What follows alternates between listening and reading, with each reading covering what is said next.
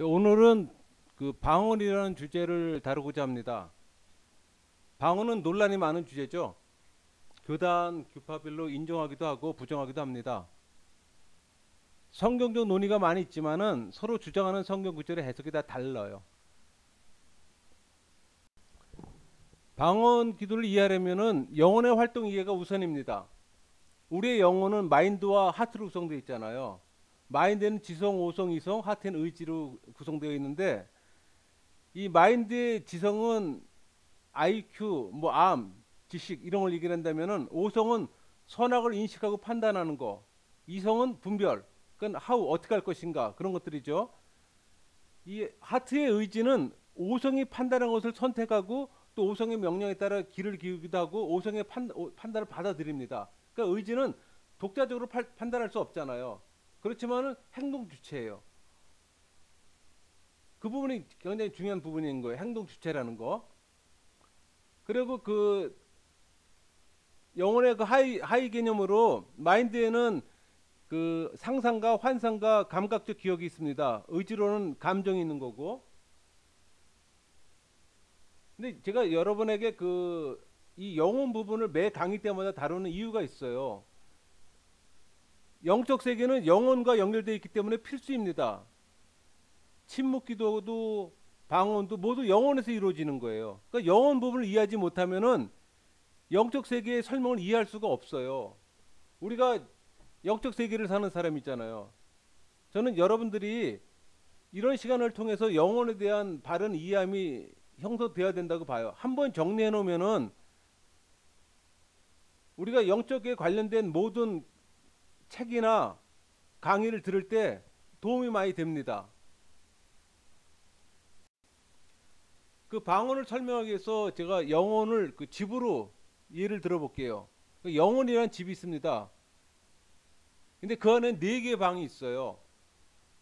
근데 네 개의 방 안에 그 우리 네 사람이 산다고 좀 생각을 해보세요. 그냥 가상하는 겁니다. 지성이 방에 지성이가 있고 의지의 방에 의지라는 사람이 있고 기억의 방에 기억이라는 사람이 있고 상상의 방에 상상이라는 사람이 있어요. 그러니까 이해를 돕기 위해서 제가 말씀드리는 거예요. 그러니까 지성이의 방, 지성이는 진실에만 관심이 있어요. 또 진리만을 추구합니다. 그리고 참된 진리를 발견하면 받아들여요. 거절할 자유가 없습니다. 그러니까 하나님의 진리를 다루고는 있지만은 하나님을 보지 못해요. 유한하고 한계가 있다는 얘기죠. 그러니까 하나님께서 그 눈앞에 오면 알아보지 못하고 잠을 잡니다. 그러니까 지성에는 뭐 사색하고 생각하고 추론하고 그 분석하는 게 지성의 목이에요. 단순하지만은 자연적인 기능입니다. 그거는. 그러니까 지성이는 진리를 일정 기간 음미하고 나서 의지에게 토스를 해요. 물론 다른 지성에게도 그 진리를 토스합니다. 그 토스할 때는 말로 합니다. 반면에 두 번째 이제 그 의지의 방. 의지의 방은 창문이 없어요. 어두운 방에 의지는 보지를 못합니다. 그리고 이지적인 말을 못해요. 의지는. 그러니까 하나님과 합의를 추구해요. 선을 추구하고. 그러니까 지성이가 진리를 소개시켜주면 그걸 받아들일 수가 있고 지성이가 진리를 확인하면 의지에게 건네줄 때 그때 받는 거예요. 그러니까 진리를 부담 없이 사랑으로 수용합니다. 포옹하고. 진실한 것이면 모든 거에 다 선한 거기 때문에 다 받아들여요. 진리를 그대로 다 받아들이고 사랑을 합니다. 왜? 사랑은 맹목적이기 때문에. 별명이 의지의 별명이 사랑의 힘이에요. 그러니까 의지는 그 하나님의 의지로 은혜로 그 무한한 선을 그 껴안는 그 능력을 소유하고 있어요. 그러니까 하나님과 합의를 수용할 수 힘을 가지고 있다는 얘기죠. 그러니까 침묵 기도의 주체기도 하고요. 또 2층에 있는 기억의 방의 기억이는 지성의 방을 거쳐간 많은 방문객 사진을 전부 다 사진을 찍어서 앨범에다 보관을 해요. 시간이 날 때마다 그 앨범을 열어봅니다. 그리고 또 지성이가 조용할 일이 없을 때는 그 사진들을 보여주고 해야 할 일과 잊은 일들을 목록을 제시해서 지성에게 전해주기도 해요. 상상의 방에 들어가면은 영화 필름이 수십 개가 있어요. 그러니까 필름을 자르고 붙이고 뭐 새로운 영화를 만들어내고 상상의 방에서는 그러니까 이룰 수 없는 놀라운 계획이나 악하지만 현혹시킬 수 있는 영상들을 만들어 보여주기도 하고 그게 상상의 역할이에요. 추가적인 설명을 한다면은 기억이와 상상에는 그 지성의 방에 들어가 사진을 보여주기도 하고 필름을 보여주기도 하고 즐겨요. 같이 함께 보기도 하고 어떤 때는 오히려 지성이가 피할 정도예요. 그러니까 지성이하고 기억이하고 상상이 함께 어울릴 때는 소란을 피잖아요. 그게 우리 안에 있는 내적 소란이에요, 여러분. 그 내적 소란은 외적 소란보다 더 심한 분신거리. 그래서 침묵 기도할 때 장애물이 되는 게 바로 그 이유예요. 제가 아마 침묵 기도를 설명하게 되면 이런 부분 다시 한번 또 설명이 이루어질 겁니다. 지성이는 그 의지의 눈노수를 합니다. 왜? 아까 그 의지는 보지를 못한다 그랬잖아요. 그러니까는 문제는 지성이는 그 무한한 진리를 받아들이지 못한다는 거예요. 그러나 의지는 무한대요, 그게. 그러니까 지성이가 하나님에 대한 것을 알아내지만은 진리가 하나님은 아니잖아요. 그러니까는 진리들이 하나님께 인도는 하지만은 하나님을 만나려면은 진리라는 수단을 뛰어넘어서 진리 그 자체에 도달해야 되잖아요. 또한 의지는 그 사랑의 힘은 의지를 어두운 방에서 하나님과 포옹케 합니다. 그러나 지성이는 그걸 알지를 못해요. 의지가 하나님과 포옹을 해도 지성이는 보지를 못한다는 얘기예요. 오히려 방해가 돼요. 그러니까 지성이는 의지를 껴안고 있는 그 무한한 선을 볼 수가 없다는 얘기죠. 그러니까 지성이가 보는 거하고 의지가 보는 건 달라요. 그러니까 하나님보다 못한 진리들을 지성이가 많이 갖고 옵니다. 그래서 의지를 도와주려고 전해줘요. 그러나 의지는 이 무한한 선과 합의를 하고 있기 때문에 지성이가 갖다 주는 그 진리를 수용은 하지만은 이런 진리들이 항상 흥미를 느끼는 건 아니에요. 그리고 또 지성이는 그 발성기관을 사용해서 이적인 말로 하나님께 표현하고 기도도 합니다. 물론 이때 의지도 함께 동반해요. 왜? 지성에게 기도를 가르쳐 준 건 의지이기 때문에요. 자, 우리 그 로마서 5장 5절 말씀 볼까요? 우리에게 주신 성령으로 말미암아 하나님의 사랑이 우리 마음에 부은 바 됨이니, 무슨 얘기인가 하니 성령의 내주하심을 얘기하는 거예요. 성령님이 말씀을 통해서 우리 의지를 타시했을 때 그 중생이고 회심으로 우리에게 그 성령 생활이 이루어진다 그랬잖아요.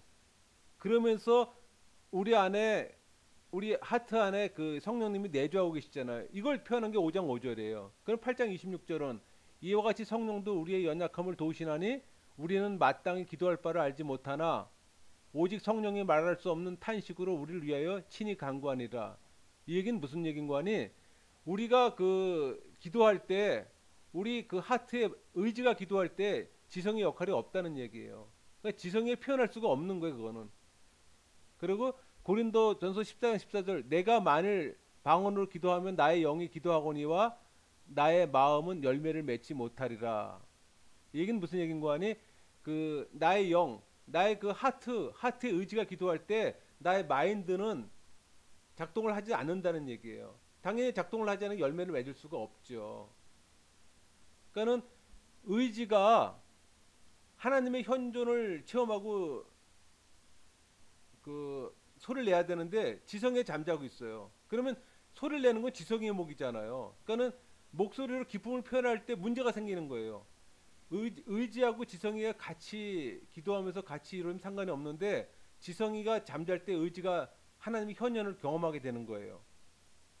그러면 의지는 말을 못하는데 말은 표현을 해야겠고 어떻게 해요? 그러나 우리 안에 있는 발성기관을 통해서 자기의 기쁨과 사랑을 지성의 도움 없이 말로 표현할 때 또 표현해서 나타날 때 그게 방언 기도예요. 그 다르게 표현하면은 방언은 우리 영혼에 그 성령의 내주하고 계신다 그랬잖아요. 그러니까 우리 의지가 기도하는 게 우리 그 이쪽 마인드 지성한테 그 도달하기 전에 입술로 터져 나오는 언어가 방언 기도예요. 근데 여러분 방언 기도는 내가 한다고 해서 나오는 게 아니에요. 학습해서 하는 게 아니에요. 우리의 지성이 잠잘 때 표현해야 되는데 의지가 표현해야 되는데 의지가 지성의 도움 없이 하는 기도가 방언 기도라고 그랬잖아요. 그런데 어떻게 내가 하고 싶다고 아무 때나 하겠어요. 그건 가짜 방언이에요. 그 이전까지는 영혼의 상하관계로 제가 설명했더니 이제는 성경에서 말하는 방언이 뭔가 한번 살펴봅시다. 그 방언의 뭐 종류와 시간, 장소 뭐 관점에서 그 상황과 소통의 유무를 한번 보겠습니다. 방언의 종류는 딱 두 가지입니다. 성경에서 말하는 방언의 종류는 외국어냐, 알아듣지 못하는 소리냐. 자, 예루살렘, 가이사랴, 에베소의 방언은 외국어였습니다. 반면에 고린도, 현대 방언은 알아듣지 못하는 소리예요. 그럼 명확 구분이 되잖아요. 상은의 관점에서 본다면은 사도가 있을 때와 사도가 없을 때가 다릅니다. 사도가 있을 때 하는 방언이 외국어였어요. 소통의 관점에서 볼까요? 예루살렘, 가이사랴, 에베소의 방언은 회중이 알아들어 통역이 필요 없었습니다. 그러나 고린도나 현대 방언은 통역이 안 돼요. 통역이 한다 해도 검증이 되지 않습니다. 그런 실험 해봤다 그러잖아요. 누구에게 그 방언을 얘기를 하고 그 통변하는 사람 세 사람 갖다 놓고서 통변해봐라. 세 사람 다 틀렸답니다. 뭘 얘기한 거죠? 더 자세히 그 설명은 이런 표와 같습니다. 여기서 지금 사도행전의 방언, 고린도 방언 두 개를 예로 들었는데 사도행전의 방언은 글로사이스, 헬라어로 글로사이스예요. 반면에 고린도 방언은 글로셋. 어, 방언을 얘기하는 사람들이 거의 다 고린도 방언을 얘기를 합니다. 왜? 사도행전의 방언은 15개 나라 언어를 했다는 건 모든 사람들이 인정하는 부분인데 이 많은 분쟁이 고린도 교회 방언으로 분쟁이 일어나요.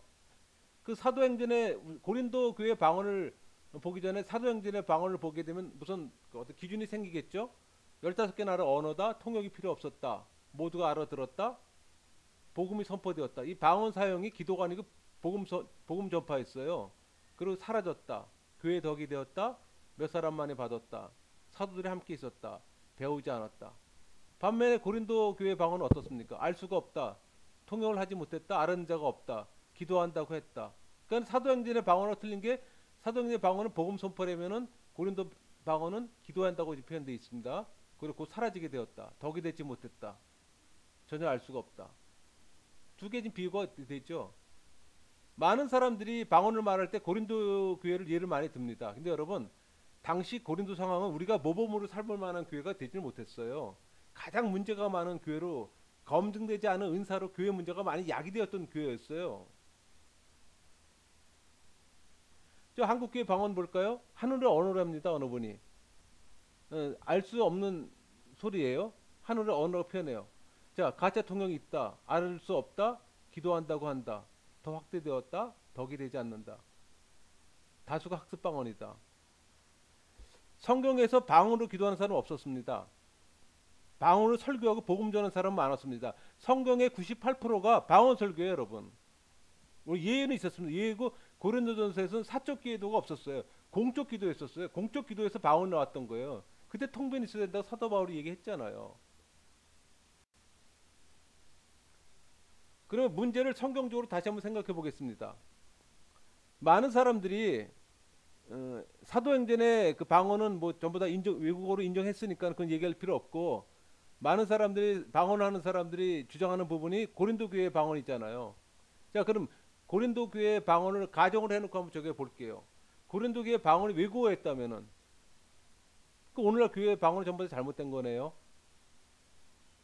왜? 오늘날 방언을 강조하는 사람들이 지금의 방언을 전부 다 고린도 교회의 방언이라고 주장하기 때문이죠.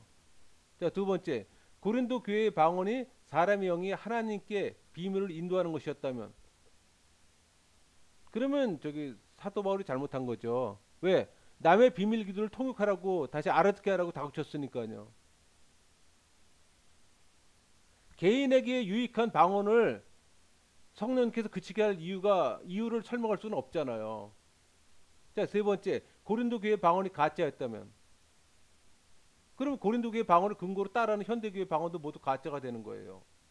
자, 고린도 교회 방언이 귀신의 방언이었다면 이것도 문제가 되는 거죠. 한국 교회 방언들이 전부 다 귀신의 방언이 되는 거죠.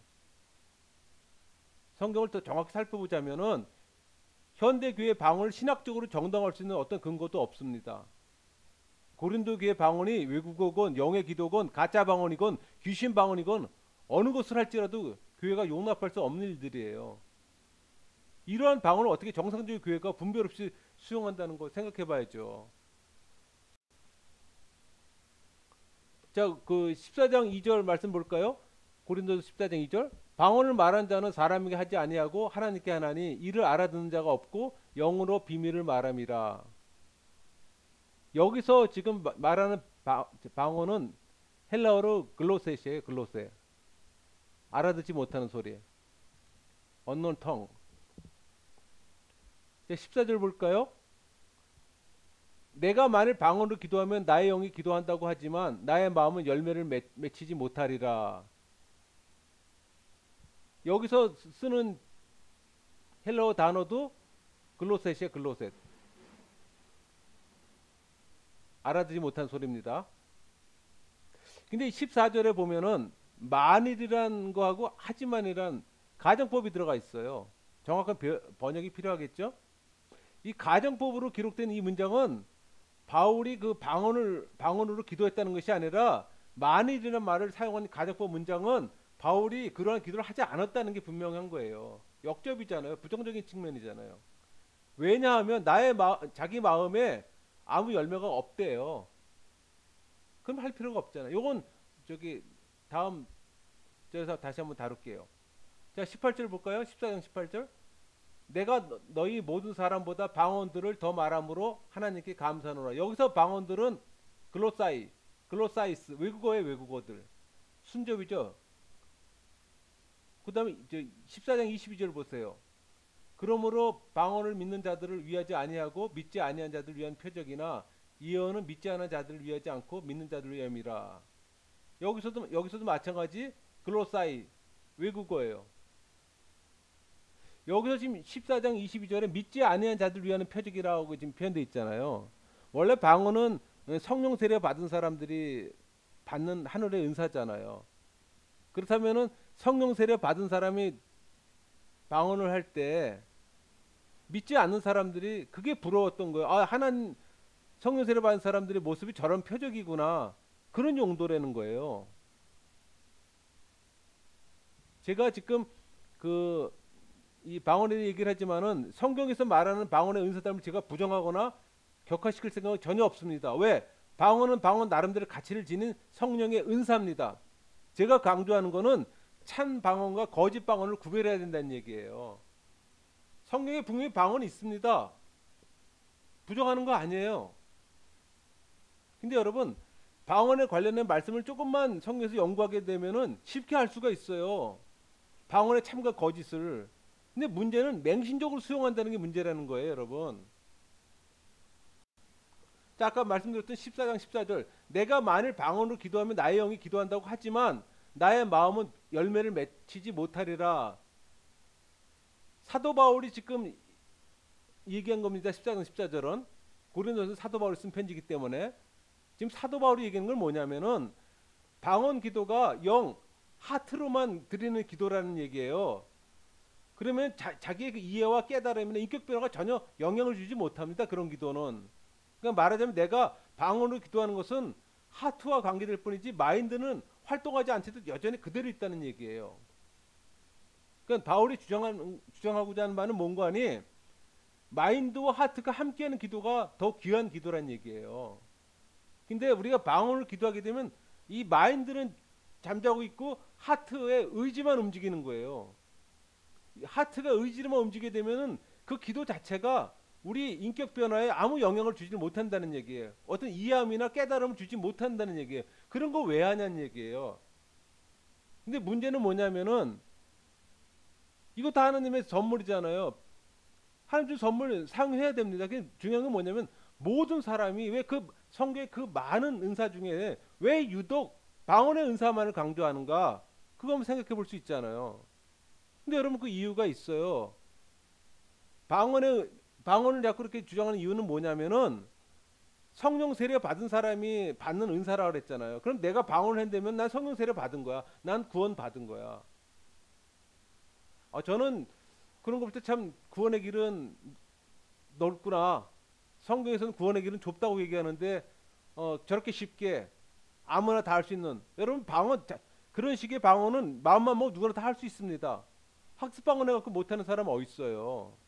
근데 왜 성경 그 많은 은사들이 집중적인 한 은사에 집중하는 얘기죠.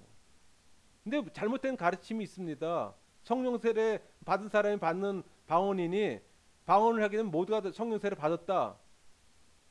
굉장히 위험한 생각이잖아요. 위험하지 않습니까? 아까 제가 말씀드렸지만 성경에서 방언으로 기도하는 사람은 없었습니다. 방언으로 설교하고 복음하는 사람이 있었지. 성경의 98%가 방언 설교라고 그랬잖아요. 물론 예외도 있습니다. 고린도전서에 사적 기도는 없었습니다. 공적 기도는 있었어요. 그때 통변이 있어야 된다 그랬잖아요. 사도 바울이 말한 말씀의 의미를 제가 정리해 봤어요.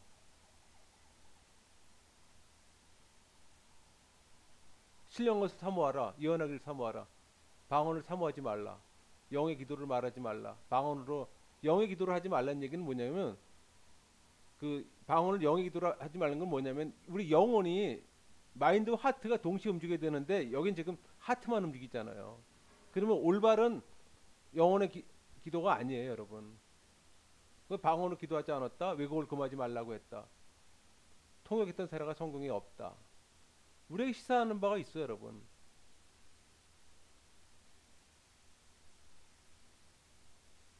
방언은 아까 제가 말씀드린 성령 세례 받은 사람이 받는 은사입니다. 물론 성령 세례 받았다고 확정하고 싶어서 방언을 고집하는 사람도 있어요. 어리석은 거죠. 받지 않은 성령 세례를 받았다고 오해했다가 심판의 날에 심판받으면 어떡합니까? 바른 믿음이 중요하잖아요. 방언만이 구원은 아닙니다. 그걸 바로 인지해야 되는 거예요. 구원은 여러분 성령의 말씀을 통해서 우리의 의지를 타치할 때 중생하고 회심한 사람이 구원을 받는다 그랬잖아요. 그건 올바른 구원을 받아야죠. 성령 세례는 말씀을 통해 받는 게 아닙니다. 말씀 없이 성령 세례 받는다 아니에요. 성령 세례는 말씀을 통해서 받는 거예요. 잘못 알고 있으면 곤쳐야죠.